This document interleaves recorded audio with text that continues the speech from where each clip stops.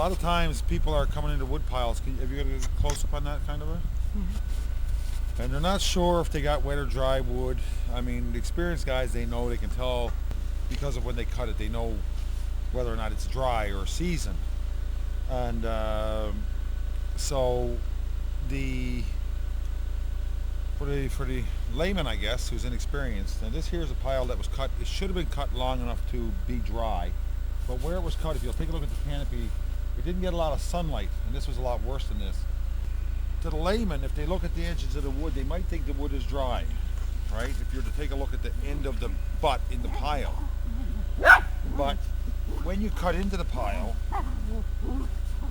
this here one here came off of this one here, and as you can clearly see on the back side, okay, the front side looks dry as a visual look. But once you you cut into the pile, our doggies are fighting. Once you cut into the pile, you can see the inside, okay? Here's what the front of it looked like. And when you cut it, okay, just so you know, we're looking at the same one. That's the one to come off of here.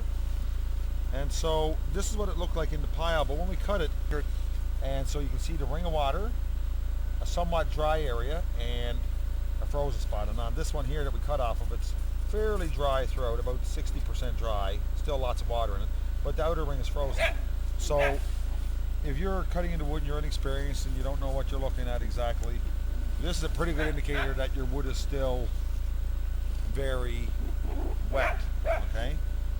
So by contrast, if you were to cut into a really dry piece of wood, when you cut through, instead of seeing these rings of ice and dry pulp material, you'll see just a straight flat surface like you're seeing on the end here.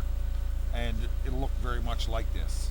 It might be a little lighter color because it's a fresh cut, but it would look very much like this, and you wouldn't see this ring. And you'll see this ring on just about this is softwood in particular. Now this hardwood is still fairly wet, but it doesn't show water the same way that the softwoods do.